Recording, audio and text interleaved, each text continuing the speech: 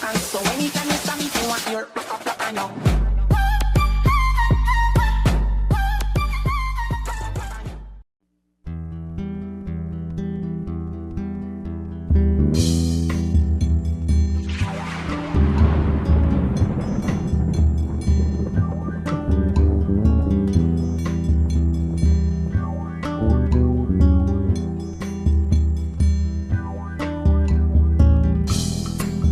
O cangaço é um episódio na história brasileira tão destacado da realidade que conhecemos hoje em dia, que às vezes parece que faz parte do imaginário das pessoas. O próprio Lampião é quase como se fosse uma lenda, é praticamente uma figura do folclore. Por isso mesmo, muitos e muitos mitos acabam surgindo, tanto sobre ele quanto sobre a vida no cangaço. No vídeo de hoje, iremos explorar um pouco a época do cangaço, viajar por essa parte da história brasileira através da biografia de Lampião, o rei do cangaço, o cangaceiro mais famoso de todos e que desperta discussões até hoje. Afinal, ele foi um herói ou apenas um bandido violento? Responderemos essa e outras perguntas com a verdade, nada mais e nada menos do que ela. Um período de grandes secas que dificultavam o plantio e a criação de animais. Um descaso, uma ineficiência, um desinteresse mesmo do governo em olhar e ajudar o Nordeste, que tinha dificuldades para manter a lei e a ordem. Os coronéis que, através da violência e do medo, exerciam suas vontades sobre os pobres e até mesmo sobre a política das regiões que comandavam. Não era fácil viver no Nordeste entre os meados do século XIX e o século XX.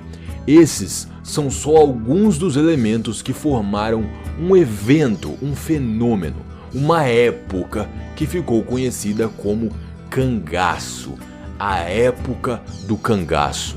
E dentro do cangaço temos três grupos que se destacaram. Os mercenários, que prestavam serviços, eram contratados para trabalhos específicos, como assassinar alguém, fazer alguma cobrança, proteger alguém durante alguma viagem, esse tipo de coisa. Os capangas, que trabalhavam continuamente para um fazendeiro ou para um coronel só, trabalhavam só para uma pessoa. E por fim, os famosos cangaceiros, que agiam por conta própria.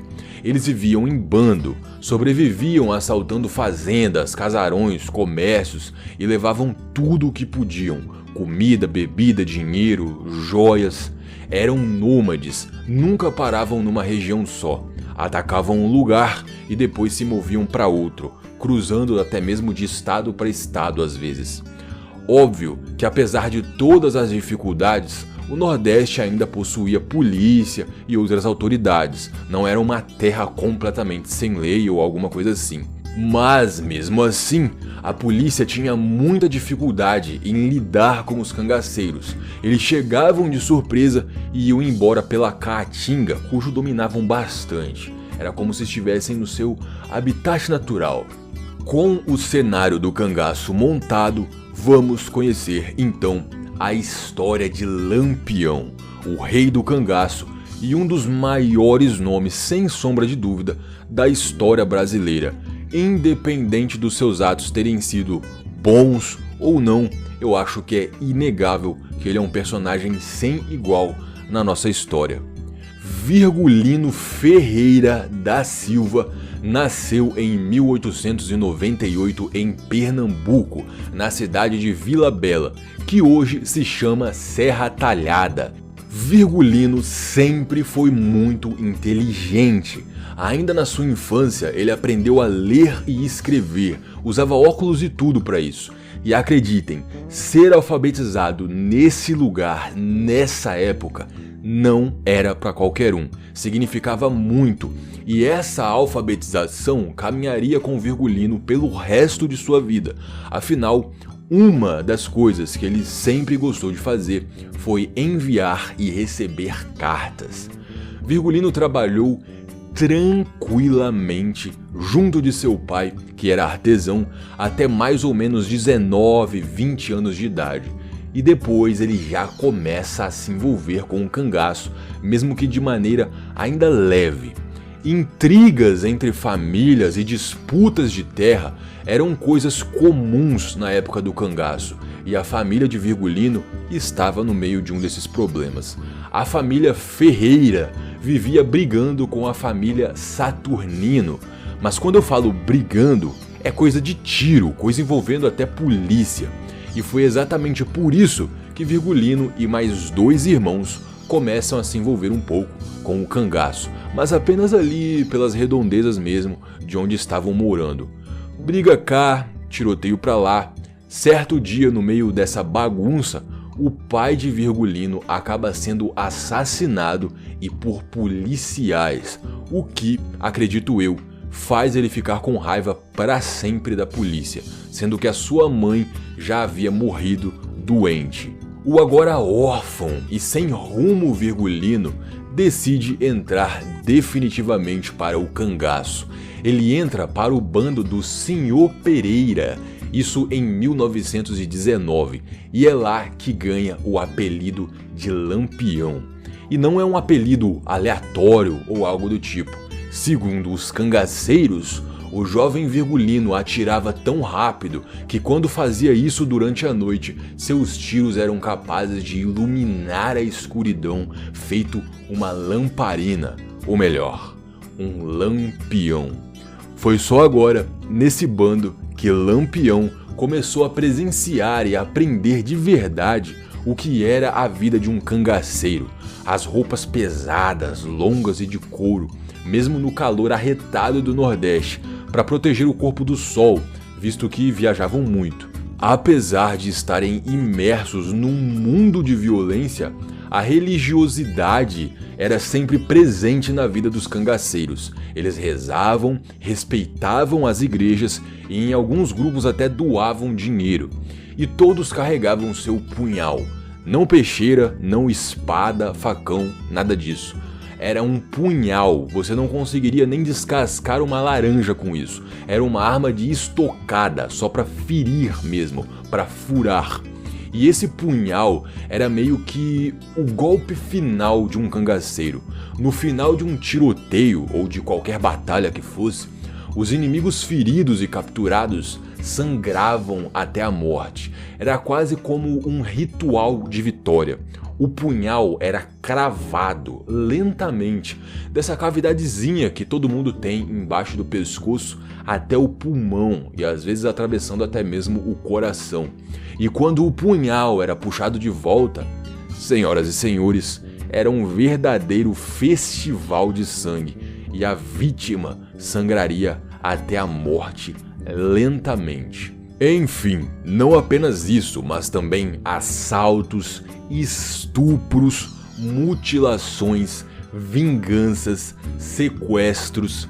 A vida de um cangaceiro era muito violenta no sentido exímio da palavra. Não tem como dizer que não eram criminosos, e Lampião fazia parte disso. Não só fazia parte, como se destacava. Desde o início, logo após entrar no bando do Senhor Pereira, Lampião mostrava que era bom de tiro, inteligente e um cabra destemido. Ganhou a admiração e a confiança de todos meio que muito rápido. Tanto que, apenas 2 anos depois, quando o Senhor Pereira decide abandonar aquela vida violenta e ir embora, é Lampião que já toma a liderança do grupo. Isso em 1922, ou seja, podemos dizer que o bando de Lampião nasce nesse ano.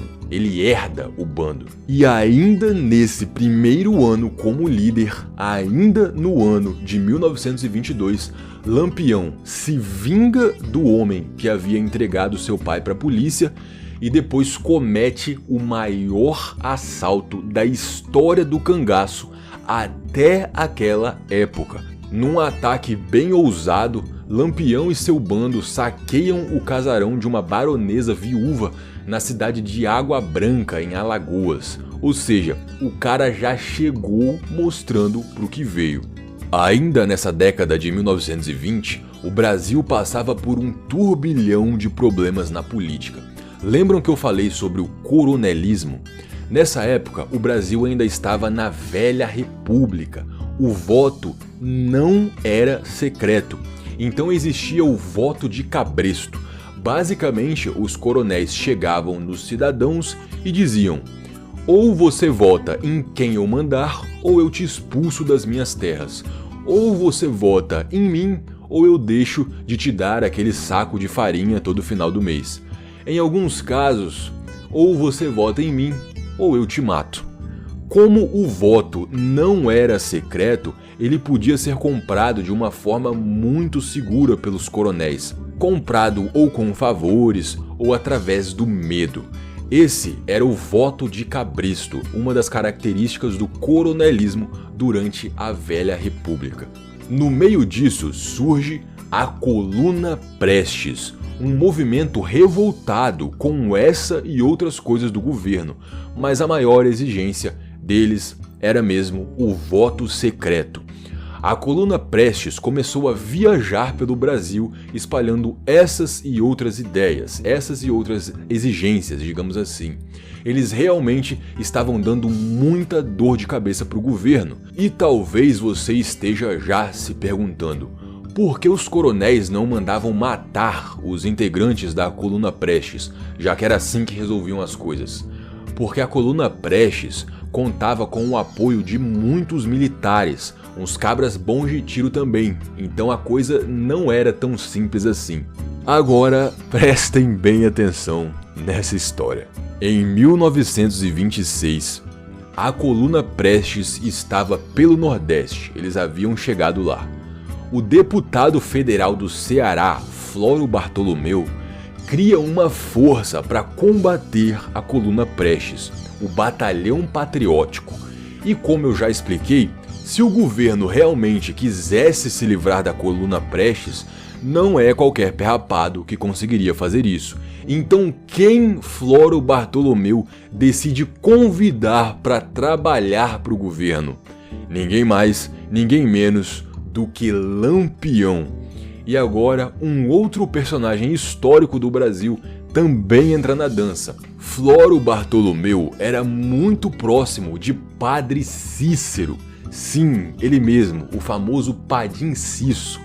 Floro Bartolomeu usou o nome de Padre Cícero para enviar uma carta para Lampião, como se fosse o padre enviando a carta, oferecendo para ele armas, munição, equipamentos, perdão por todos os seus crimes e a patente militar de capitão, caso ele entrasse para o Batalhão Patriótico e ajudasse na luta contra a Coluna Prestes. É uma proposta irrecusável, correto?